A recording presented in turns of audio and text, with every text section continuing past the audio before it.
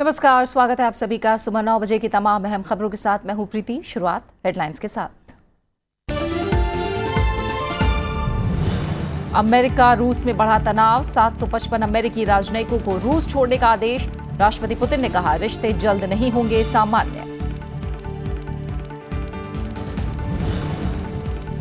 Washington में भारत पाकिस्तान के बीच वार्ता आज। विश्व बैंक मुख्यालय में सिंधु जल समझौते के तहत होगी बातचीत। जल संसाधन सचिव अमरजीत सिंह करेंगे भारत का प्रतिनिधित्व।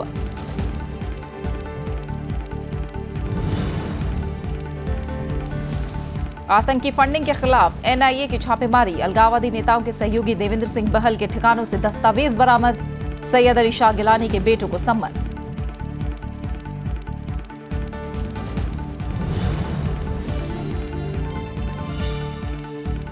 आयकर रिटर्न दाखिल करने की अंतिम तारीख आज। विभाग का समय सीमा बढ़ाने से इनकार। इलेक्ट्रॉनिक तरीके से 2 करोड़ से ज्यादा रिटर्न दाखिल।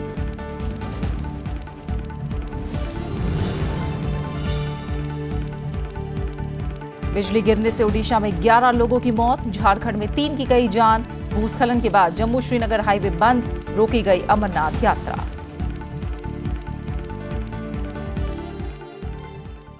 और शुरुआत अहम अंतर्राष्ट्रीय खबर के साथ। रूस और अमेरिका के बीच संबंधों में तनाव के बीच रूस के राष्ट्रपति व्लादिमीर पुतिन ने सख्त कदम उठाया है। पुतिन ने रूस पर हाल में लगाए गए कड़े प्रतिबंधों की प्रतिक्रिया में अमेरिका के 755 राजनयिकों को देश से निकल जाने का आदेश जारी किया है। पुतिन ने यह आदेश दिया है कि ये सभी राजनयिक तुरंत रूस छोड़ दें। इससे पहले रूस के विदेश मंत्रालय ने अमेरिका से अपने राजनयिकों की संख्या घटाने को कहा था। रूस ने राजनयिकों की संख्या घटाकर 455 पर लाने की बात कही थी। अमेरिका में भी रूस के इतने ही राजनयिक कार्यरत हैं। पुतिन ने यह भी साफ किया है कि वॉशिंगटन के साथ रूस के संबंधों में जल्द कोई बदलाव की उम्मीद नहीं है। सिंधु जल समझौते के तहत आने वाली 2 पनबिजली परियोजनाओं से जुड़े मुद्दों पर भारत और पाकिस्तान के बीच आज बातचीत होगी। ये बातचीत वॉशिंगटन में विश्व बैंक मुख्यालय में होगी। केंद्रीय जल संसाधन सचिव अमरजीत सिंह भारतीय प्रतिनिधिमंडल का नेतृत्व करेंगे। इसमें विदेश मंत्रालय और जल संसाधन मंत्रालय के अधिकारी भी शामिल होंगे। दोनों देशों के बीच इन 2 परियोजनाओं पर इस साल मार्च में पाकिस्तान में स्थायी सिंधु आयोग की बैठक हुई थी। वॉशिंगटन में होने वाली बैठक विश्व बैंक के उन प्रयासों का हिस्सा है। आतंकी फंडिंग को लेकर एनआईए की कार्रवाई जारी है। इस कड़ी में जांच एजेंसी ने कल जम्मू कश्मीर में कुछ जगहों पर छापेमारी की। जिन ठिकानों पर छापेमारी की गई उनके मालिकों को अलगाववादी नेता सैयद अली शाह गिलानी का करीबी बताया जा रहा है। जम्मू कश्मीर में आतंकी गतिविधियों, तोड़फोड़ और पत्थरबाजी की घटनाओं के लिए सीमा पार से फंडिंग के मामले की जांच जारी है। छानबीन में जुटी राष्ट्रीय जांच एजेंसी ने रविवार को जांच का दायरा बढ़ाते हुए जम्मू में 2 जगहों पर छापेमारी की। एनआईए ने अलगाववादी नेताओं के सहयोगी देवेंद्र सिंह बहल के दफ्तर और घर की तलाशी ली। देवेंद्र सिंह बहल अलगाववादी संगठनों के कानूनी मामले भी देखते हैं। पाकिस्तान में बैठे हैंडलरों से पैसे लेकर उसे अलगाववादी नेताओं को पहुंचाने में देवेंद्र की भूमिका संदिग्ध है। छापेमारी के दौरान एनआईए को अहम दस्तावेज, मोबाइल फोन, कंप्यूटर और कुछ अन्य सामान बरामद हुआ है। इस सिलसिले में देवेंद्र से पूछताछ की जा रही है। अलगाववादी नेता सैयद अली शाह गिलानी के बड़े बेटे नईम को आज एनआईए मुख्यालय तलब किया गया था, लेकिन जांच के घेरे में फंसे नईम की कल अचानक तबीयत बिगड़ गई। कहा जा रहा है कि उन्हें आईसीयू में भर्ती कराया गया है, जबकि गिलानी के दूसरे बेटे नसीम को बुधवार को एजेंसी के सामने पेश होना है। इससे पहले एनआईए ने गिलानी के दामाद अल्ताफ अहमद शाह को हाल ही में हिरासत में लिया था। इसके अलावा 7 और अलगाववादी नेता भी एनआईए की रिमांड पर हैं। Bureau report, Rajya Sabha TV. Congress ने जम्मू कश्मीर की मुख्यमंत्री महबूबा मुफ्ती के बयान पर बीजेपी से रुख साफ करने के लिए कहा है। घाटी में बिगड़े हुए हालातों के लिए पार्टी ने बीजेपी और पीडीपी को जिम्मेदार भी ठहराया है। कांग्रेस ने जम्मू कश्मीर की गठबंधन सरकार पर नाकाम रहने का आरोप लगाया है। शुक्रवार को महबूबा मुफ्ती ने एक बयान दिया था जिसे घाटी में अलगाववादी नेताओं की गिरफ्तारी से जोड़कर देखा जा रहा है। एनआईए की टीम जम्मू कश्मीर में आतंकी फंडिंग के मामले की जांच में जुटी हुई है। तिरंगे से जुड़ी टिप्पणी को लेकर कांग्रेस ने महबूबा मुफ्ती से इस्तीफे की मांग की है। Their leading ally in BJP, in Kashmir and government of India, they need a lot of answering to do. It's their own ally who's showing her exasperation with the situation. So these questions should be put to the BJP. What is it they have to say about this? Pakistan ने कल रात जम्मू कश्मीर में संघर्ष विराम का उल्लंघन किया। पाकिस्तान ने राजौरी जिले में नियंत्रण रेखा से लगने वाली भारतीय सेना की चौकियों को निशाना बनाकर गोलीबारी की। भारत की ओर से इसका माकूल जवाब दिया गया। जून में अब तक संघर्ष विराम की 23 घटनाएं हुई हैं। वहीं कल कश्मीर के पुलवामा जिले में सुरक्षा बलों ने 2 आतंकवादियों को मार गिराया। तहाब गांव में सुरक्षा बलों के तलाशी अभियान शुरू करने के बाद ये मुठभेड़ हुई। आतंकियों के छिपे होने की सूचना मिलने पर अभियान शुरू किया गया था। इलाके की घेराबंदी के दौरान आतंकवादियों ने सुरक्षा बलों पर गोलियां चलाईं, जिसके बाद सुरक्षा बलों ने जवाबी कार्रवाई की। प्रधानमंत्री नरेंद्र मोदी के कार्यक्रम मन की बात का रविवार को प्रसारण किया गया। इस कार्यक्रम में प्रधानमंत्री ने मॉनसून, जीएसटी, स्वतंत्रता दिवस, अगस्त क्रांति और महिला क्रिकेट समेत करीब 10 मुद्दों पर बात की। मन की बात कार्यक्रम के 34वें संस्करण का रविवार को प्रसारण किया गया। इसमें प्रधानमंत्री ने मॉनसून का जिक्र करते हुए कहा कि बारिश का मौसम लोगों के लिए लुभावना होता है, लेकिन कभी-कभी मुश्किलें भी लाता है। प्रधानमंत्री ने पर्यावरण में आ रही बदलाव को प्राकृतिक आपदाओं की वजह बताया। उन्होंने कहा कि सरकार बाढ़ पीड़ितों की मदद कर रही है, लेकिन लोगों को भी इस काम में आगे आना चाहिए। बाढ़ प्रभावित क्षेत्रों की पूरी मॉनिटरिंग हो रही है, व्यापक स्तर पर राहत कार्य किए जा रहे हैं। जहां हो सके वहां मंत्रिपरिषद के मेरे साथी भी पहुंच रहे हैं। राज्य सरकारें भी अपने अपने तरीके से बाढ़ पीड़ितों को मदद करने के लिए भरसक प्रयास कर रही हैं। जीएसटी पर प्रधानमंत्री ने कहा कि इसको लेकर लोगों में उत्साह और जिज्ञासा है। प्रधानमंत्री ने दावा किया कि जीएसटी लागू करने से फायदा हुआ है और चीजें सस्ती हुई हैं।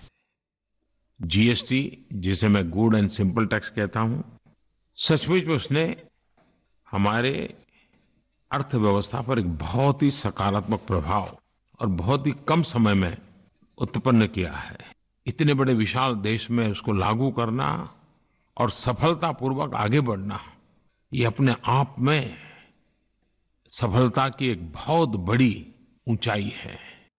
प्रधानमंत्री ने लोगों से अपील की कि इस साल 15 अगस्त को संकल्प दिवस के रूप में मनाएं और देश में सुधार के लिए संकल्प लें। उन्होंने रक्षाबंधन पर गरीबों की मदद का संकल्प लेने के अलावा इको फ्रेंडली गणेशोत्सव मनाने का भी आह्वान किया।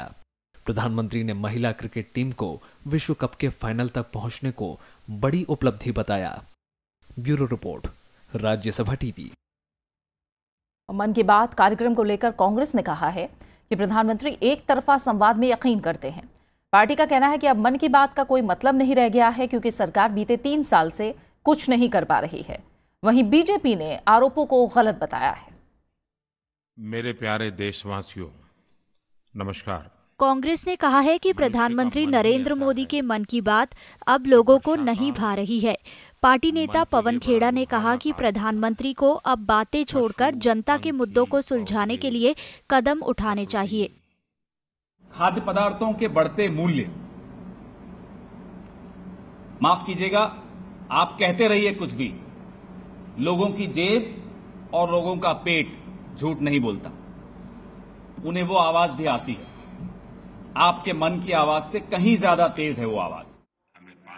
कांग्रेस ने आरोप लगाया कि बीजेपी दूसरी पार्टी के विधायकों को तोड़ने की कोशिश कर रही है। ये लोकतांत्रिक मर्यादाओं के खिलाफ है। उधर बीजेपी का कहना है कि प्रधानमंत्री के मन की बात कार्यक्रम में जनता के मुद्दों का समाधान है। पार्टी नेताओं ने कहा कि लोगों को इसका फायदा मिलता है। प्रधानमंत्री ने एक अपील किया सभी से कि सभी अपने छोटे छोटे जो दायरे हैं, जाति के, भाषा के, धर्म के, उन सब से ऊपर आकर भारतीय की तरह बातचीत करें, भारतीय की तरह सोचें। और हमें उम्मीद है कि प्रधानमंत्री की बात जिस तरह से लोगों को प्रभाव करती है, निश्चित ही लोग इस ओर सोचना शुरू करेंगे। प्रधानमंत्री ने कल मन की बात कार्यक्रम की शुरुआत पर्यावरण के मुद्दे से की। उन्होंने कहा कि सरकार हालात पर नजर बनाए हुए है। प्रधानमंत्री ने कहा कि जनता को छोटे छोटे स्वार्थ छोड़कर देश हित में काम करने की जरूरत है। रविंद्र शोरान के साथ ब्यूरो रिपोर्ट, राज्यसभा टीवी। महागठबंधन से अलग होने के बावजूद जेडीयू उपराष्ट्रपति पद के लिए विपक्ष के उम्मीदवार गोपाल कृष्ण गांधी को ही समर्थन देगी। जेडीयू नेता केसी त्यागी ने कहा कि मुख्यमंत्री नीतीश कुमार ने बीजेपी के साथ गठजोड़ से पहले ही विपक्ष के उम्मीदवार को वोट देने का ऐलान किया था, इसलिए इस वादे को पार्टी पूरा करेगी। उपराष्ट्रपति चुनाव 5 अगस्त को होना है। एनडीए की तरफ से बीजेपी नेता वेंकैया नायडू को उपराष्ट्रपति पद के लिए उम्मीदवार बनाया गया है। इससे पहले राष्ट्रपति चुनाव में जेडीयू ने एनडीए उम्मीदवार रामनाथ कोविंद को वोट दिया था। बीते हफ्ते पार्टी ने आरजेडी और कांग्रेस के साथ 20 महीने पुराने महागठबंधन को तोड़कर बीजेपी के साथ एक बार फिर बिहार में एनडीए की सरकार बनाई है।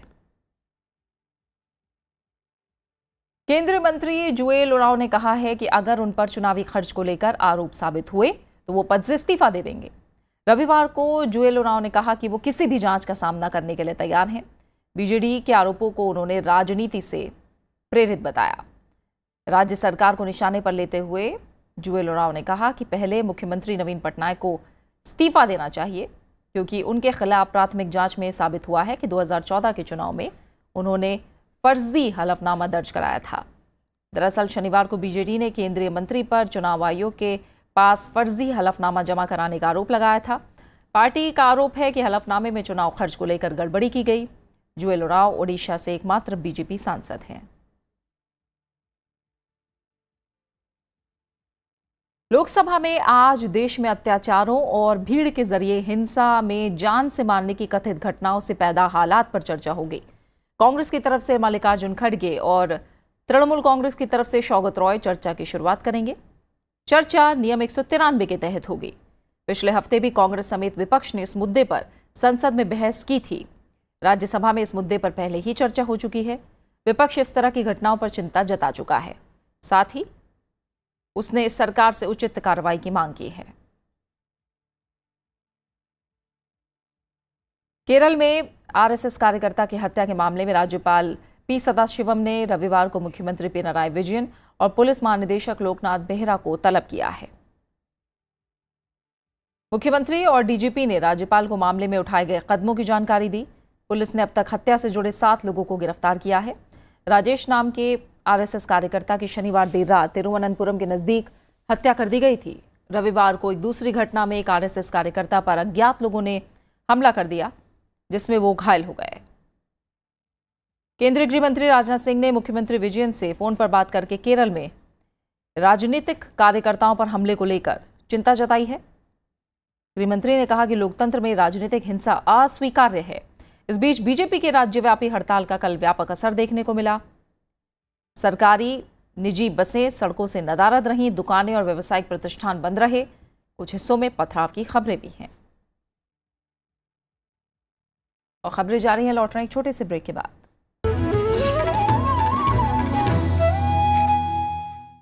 जीएसटी को लेकर वित्त मंत्री अरुण जेटली ने रविवार को कहा कि यह कोई ऐसा सुधार नहीं था जिसे आसानी से लागू किया जा सके, लेकिन फिर भी लोगों से जीएसटी को भरपूर समर्थन मिला। वित्त मंत्री ने यह भी कहा कि सरकार ने नए टैक्स उपाय को लेकर नहीं झुकने का फैसला किया है। अरुण जेटली ने कहा कि अगर किसी मुद्दे में राष्ट्रहित की बात होगी तो सरकार विपक्ष के सामने जरा भी नहीं हिचकेगी। चेन्नई में जीएसटी से जुड़े एक कार्यक्रम में बोलते हुए अरुण जेटली ने कहा कि जीएसटी से देश की अर्थव्यवस्था को मजबूती मिलेगी। What I have learned in the last few years is that don't blink. Because if you pause, you blink, you go into a reconsideration mold, then those who want to trip you will never allow those reforms to take place.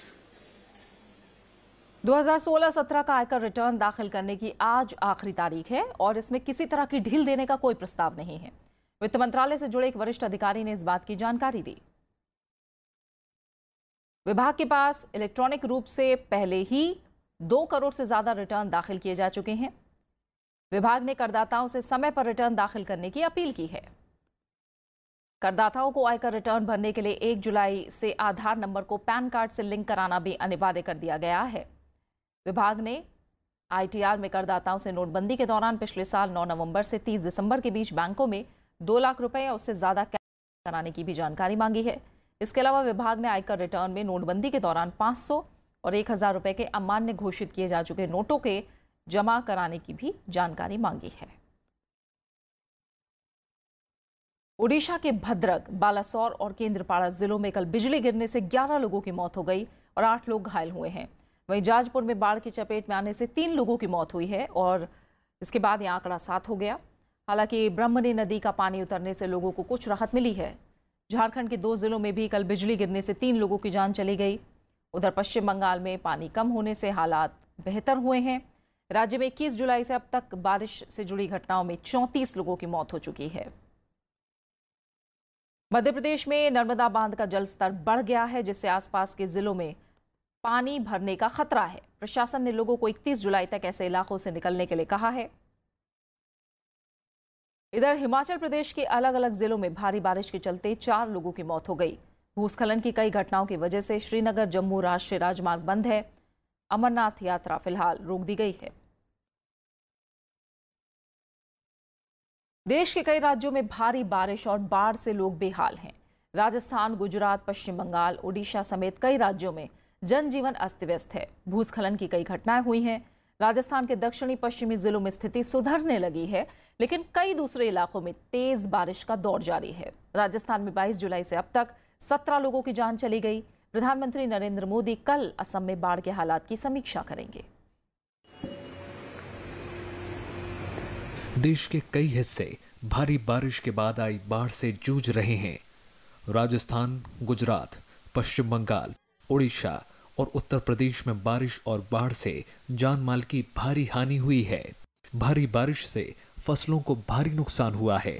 निचले इलाकों में बारिश का पानी भर जाने से जनजीवन अस्त व्यस्त हो गया है। 4 बजे से पानी बरस रहा है, पूरा डूबा हुआ है। घर के अंदर पानी पूरा भर चुका है, देख रहे हैं आप खुद ही। और क्या किया जाए, ऐसा नाला बना है कि न जा रहा है इस पर न उस पर जा रहा है। घर के अंदर, सबके घर के अंदर पानी है। इस बीच राजस्थान की मुख्यमंत्री वसुंधरा राजे ने रविवार को बाढ़ की समीक्षा के लिए बैठक की। उन्होंने अधिकारियों को बाढ़ के हालात पर काबू पाने के लिए जरूरी निर्देश दिए। उधर गुजरात के मुख्यमंत्री विजय रूपानी ने बाढ़ पीड़ित इलाकों का हवाई सर्वेक्षण किया। मैंने फैसला किया है कि 5 दिन बनासकांठा में मैं रहूंगा, रात भी यहां गुजारूंगा और हमारे सीनियर मिनिस्टर्स वो सब लोग भी जो इफेक्टेड तहसील है उसमें वो कैंप करेंगे। बारिश और बाढ़ का रेल और सड़क परिचालन पर भी बुरा असर पड़ा है। कई रेलगाड़ियां तय समय से देरी से चल रही हैं। राहत और बचाव के काम में एनडीआरएफ और एसडीआरएफ की टीमों के अलावा स्थानीय प्रशासन भी दिन रात जुटा है। इस बीच मौसम विभाग ने आने वाले दिनों में उत्तर प्रदेश, मध्य प्रदेश और छत्तीसगढ़ समेत कई दूसरे राज्यों में भारी बारिश की चेतावनी दी है। Bureau report, Rajya Sabha TV. भारतीय तटरक्षक बल ने गुजरात तट के पास 1,500 किलोग्राम हेरोइन जब्त की है। इसकी कीमत लगभग 3,500 करोड़ रुपए है। तटरक्षक पोत समुद्र पावक ने खुफिया सूचना के आधार पर हेरोइन ले जा रहे इस व्यापारिक जहाज को पकड़ा। अब तक मादक पदार्थों की यह सबसे बड़ी खेप जब्त की गई है। जहाज के कप्तान समेत 8 लोगों को गिरफ्तार किया गया है। तटरक्षक बल के अलावा सतर्कता ब्यूरो, पुलिस, सीमा शुल्क, नौसेना और दूसरी एजेंसियां इस पोत की जांच कर रही हैं। पकड़ा गया जहाज MV हेनरी पनामा में पंजीकृत है। ड्रग्स के खतरे से निपटना समाज की सामूहिक जिम्मेदारी है। एनडीए की ओर से उपराष्ट्रपति पद के उम्मीदवार एम वेंकैया नायडू ने हैदराबाद में आयोजित एक कार्यक्रम के दौरान ये बात कही। उन्होंने कहा कि ये एक सामाजिक समस्या है, ना कि राजनीतिक। हाल ही में आबकारी अधिकारियों के छापे में हैदराबाद में बड़े ड्रग्स रैकेट का खुलासा होने पर उन्होंने कहा कि इससे शहर की छवि को नुकसान पहुंच रहा है। वेंकैया नायडू ने कहा कि ये सरकार की जिम्मेदारी है कि वो ड्रग्स माफिया के खिलाफ सख्त कार्रवाई करे। साथ ही ये हर नागरिक का कर्तव्य है कि वो लोगों को इसके खिलाफ जागरूक करे। अहम अंतर्राष्ट्रीय खबरों में सोमालिया का राजधानी मोगादिशु में रविवार को हुए एक बम धमाके में 6 लोगों की मौत हो गई। कम से कम 20 लोग घायल हुए हैं। पुलिस के मुताबिक धमाके में मरने वालों की तादाद ज्यादा भी हो सकती है। धमाका व्यस्त मकाल अल मुकरम मार्ग पर हुआ। धमाके के बाद हर तरफ अफरा तफरी मच गई। विस्फोट से आसपास की इमारतों और कई वाहनों को नुकसान पहुंचा है। वेनेजुएला में रविवार को संविधान सभा के लिए वोटिंग के दौरान हुई हिंसा में 10 लोगों की मौत हो गई। 545 सदस्यों वाली संविधान सभा के लिए 5,500 से ज्यादा उम्मीदवार चुनाव मैदान में थे। कई विपक्षी दलों ने इस चुनाव का बहिष्कार किया।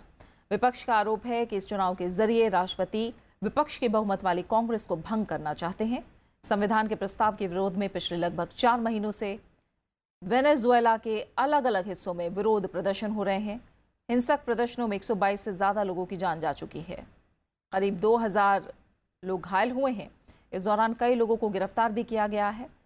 राष्ट्रपति निकोलस मदुरो ने उम्मीद जताई है कि चुनाव के बाद देश भर में शांति कायम हो जाएगी। बात खास शख्सियत की। मशहूर साहित्यकार मुंशी प्रेमचंद की आज 138वीं जयंती है। उनका नाम हिंदी और उर्दू के महान लेखकों में लिया जाता है। कथा सम्राट प्रेमचंद का जन्म आज ही के दिन बनारस के पास लम्ही गांव में हुआ था। उनका असली नाम धनपत राय श्रीवास्तव था। साहित्य के साथ रिश्ते के मामले में मुंशी प्रेमचंद का सबसे ज्यादा प्रभाव रहा है। हिंदी साहित्य में उनका लेखन एक विरासत है जिसके बिना हिंदी के विकास का अध्ययन अधूरा है। अपने लेखन के दम पर प्रेमचंद ने पूरे विश्व में अपनी पहचान बनाई। एक सदी बीत जाने के बाद भी उनकी कृतियों ने पाठकों के दिमाग में अपनी छाप बरकरार रखी है। प्रेमचंद की लिखी गई रचना कफन, गबन, गोदान, ईदगाह और नमक का दरोगा आज भी हर किसी को याद है। स्वतंत्रता सेनानी सरदार उधम सिंह की आज पुण्यतिथि है। आज़ादी की लड़ाई में पंजाब के क्रांतिकारी उधम सिंह ने सन 1919 में जलियांवाला बाग में हुए नरसंहार को अपनी आंखों से देखा था। उन्होंने अपने देश के लोगों की मौत का बदला लेने की प्रतिज्ञा ली और क्रांतिकारियों के साथ शामिल हो गए। 1940 में उधम सिंह ने जलियांवाला बाग कांड के समय पंजाब के गवर्नर रहे माइकल ओडायर की हत्या कर दी। उन पर मुकदमा चला। जून 1940 को उधम सिंह को हत्या का दोषी ठहराया गया। 31 जुलाई 1940 को उन्हें पेंटनविले जेल में फांसी दे दी गई।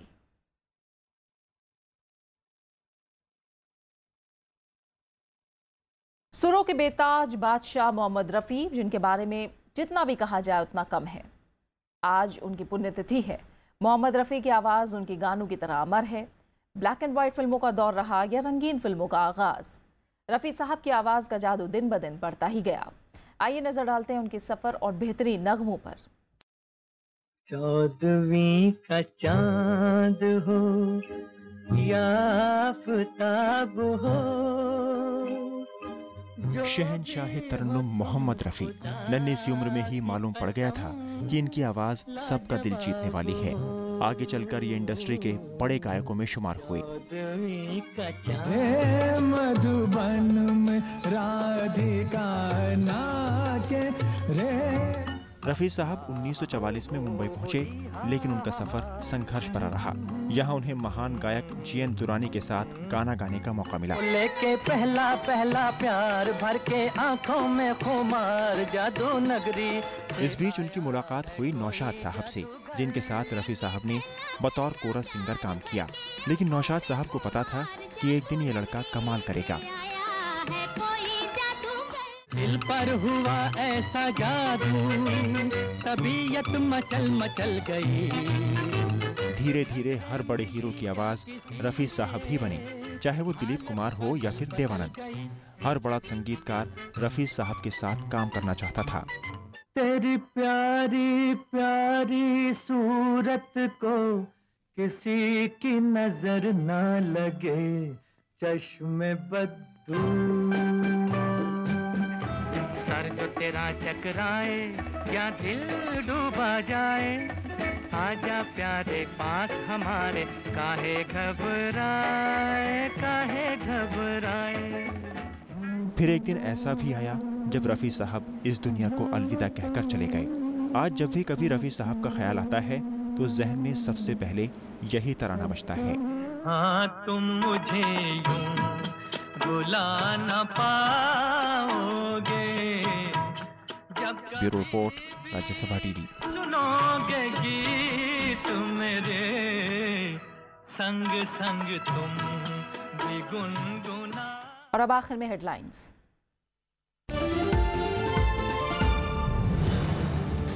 अमेरिका रूस में बढ़ा तनाव, 755 अमेरिकी राजनयिकों को रूस छोड़ने का आदेश। राष्ट्रपति पुतिन ने कहा रिश्ते जल्द नहीं होंगे सामान्य।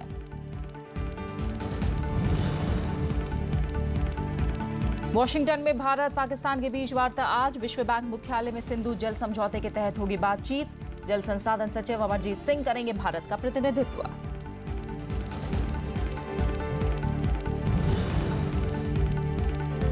आतंकी फंडिंग के खिलाफ एनआईए की छापेमारी। अलगाववादी नेताओं के सहयोगी देवेंद्र सिंह बहल के ठिकानों से दस्तावेज बरामद। सैयद अली शाह गिलानी के बेटों को सम्मन।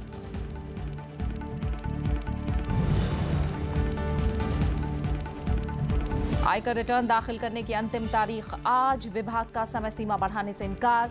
इलेक्ट्रॉनिक तरीके से 2 करोड़ से ज्यादा रिटर्न दाखिल।